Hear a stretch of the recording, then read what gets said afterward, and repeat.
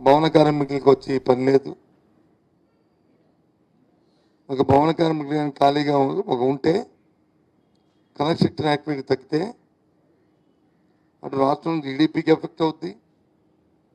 ఇటు సామాన్య దాని మీద ఎవరైతే జీవనోత్పాదన ఉంటున్న సుమారు 26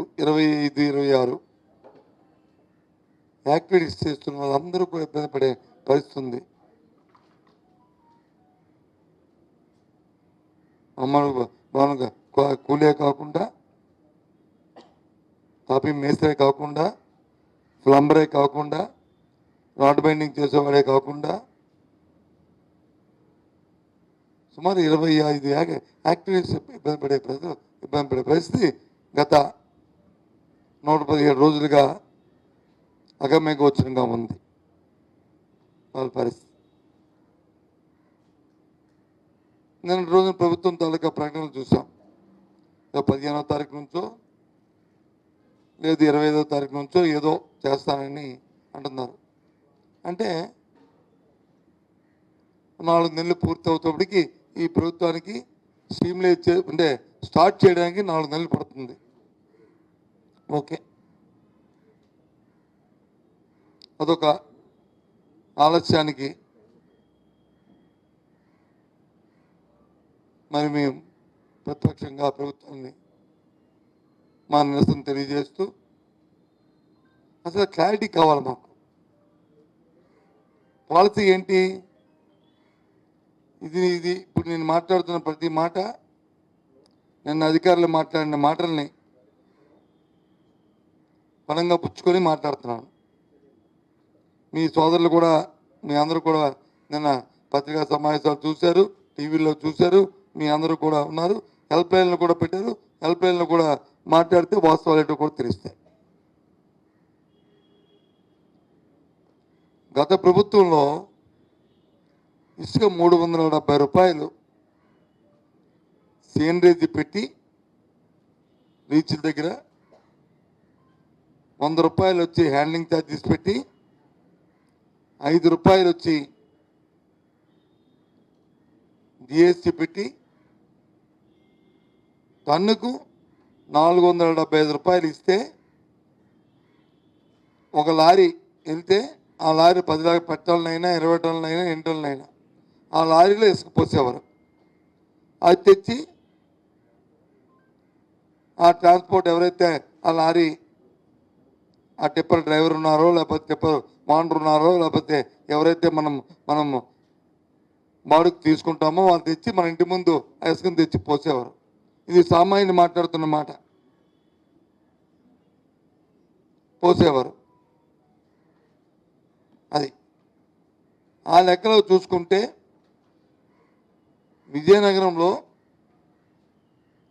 10 టన్నుల లారీ అంటే 3 యూనిట్స్ 9 నుంచి 10,000 రూపాయలకి మన ఇంటి గుమ్మం మీద దొరికేది. ఇంటి గుమ్మం మీద డోర్ స్టెప్. అదే గాజువాకలో చూసుకుంటే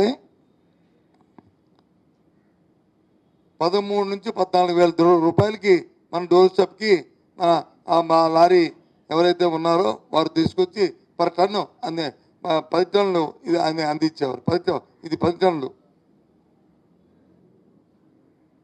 టన్నులు అందించేవారు. అదే 10 టన్నులు వైజాగ్లో ఏ సీతమ్మదారుకో, లేకపోతే ఏ గాజువాకో, లేకపోతే ఇంకో బీచ్ దగ్గర ఎక్కడైనా సరే వేయాలంటే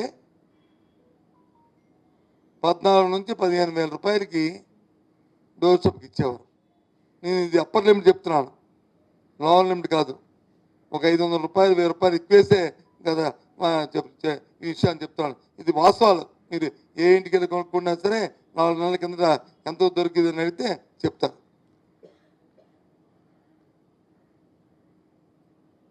అది ఇప్పుడు ఎంతో దొరుకుతుంది అంటే ఇప్పుడు ఈ రోజు వరకు అంటే రేపు మళ్ళీ ఏ రోజైతే వాళ్ళు అందిస్తామంటున్నారో అది అందినకు ఇప్పుడు ఎంతో దొరుకుతుంది. అది విజయనగరంలో అయితే ఆ 10,000 రూపాయలు 9 నుంచి 10,000 రూపాయలు దొరికింది 17 నుంచి 18,000 దొరుకుతుంది. అదే గాజువాకలో అయితే మధురవాడలో అయితే 19 నుంచి 20,000 దొరుకుతుంది. ఏది 13 నుంచి 14,000 దొరికే ఇసుక 10 టన్నుల లారీ 3 యూనిట్స్. అదే విశాఖపట్నంలో అయితే ఏ మారుమూల ప్రాంతంలో ఉన్నా 14 నుంచి 15,000 దొరికే ఇసుక ఇవాళ 21 నుంచి 22,000 రూపాయలకి ఇవాళ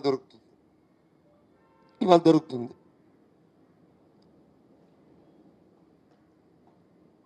ఇంకా మేము స్ట్రీమ్లైజ్ అవ్వలేదు, స్ట్రీమ్లైజ్ చేస్తాము, రేపు 15వ తారీఖు నుంచి ఇస్తున్నాము, 22 ఇస్తాము. ఆ రోజుకి దయచేసి దీన్ని రాజకీయ కోణంలో కాకుండా ప్రజల తాలూకా ఆలోచన దృష్ట్యా, ప్రజల తాలూకా శ్రేయస్సు దృష్ట్యా ప్రభుత్వ పెద్దలు, అధికారులు కొద్దిగా మీరు ఆలోచన చేయమని కోరుతున్నాను. మీరు ఇది ఎప్పుడు నేను చెప్పిన విజయనగరము, మధురవాడ, విశాఖపట్నం ఎప్పుడిది అక్కడ కూర్చోనన్నా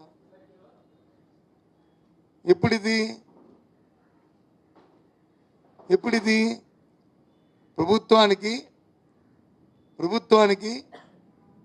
375 రూపాయలని ఫీజు కట్టిన తర్వాత, అంటే మైన్స్ తాలూకా ఫీజు కట్టిన తర్వాత ఈ 10,000 రూపాయలు, ఈ 14,000 రూపాయలు, ఈ 15,000 రూపాయలు దొరికేది 10 టన్నుల ఇసుక. మరి మీరు ఉచితం చెప్తున్నారు కదా, ఉచితమంటే ఈ 375 రూపాయలు కట్టాల్సిన అవసరం లేదు కదా టన్నుకి. అంటే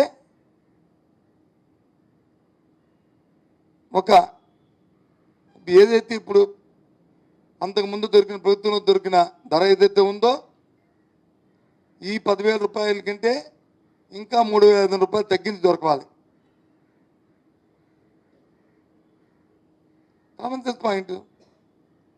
గవర్నమెంట్ ఫీజు కట్టినప్పుడు ఎందుకు 13 రూపాయలు 13,000 రూపాయలకి 14,000 రూపాయలు ఎందుకు దొరకాలి? ఈ 13 నుంచి 14,000 దొరుకుతున్న మధురవాడలో ఇసుక 4,000 తీసేస్తే సుమారు 10,000 రూపాయలకి దొరకాలి. Common sense point. నీకు గవర్నమెంట్కి వచ్చి ఫీజు కట్టినప్పుడు ఎందుకు 14,000 15,000 కట్టాలి? ఎందుకు దొరకాలి? అంటే ఇప్పుడు ఎక్కువ దొరకకుండా 6 దొరికితే ఈ రేటుకి దొరకాలి. వైజాగ్లో 14,000 నుంచి 15,000 రూపాయలకి ఇంతకుముందు దొరికిన దాన్ని ఇవాళ 10,000 రూపాయలు దొరకాలి, 11,000 దొరకాలి.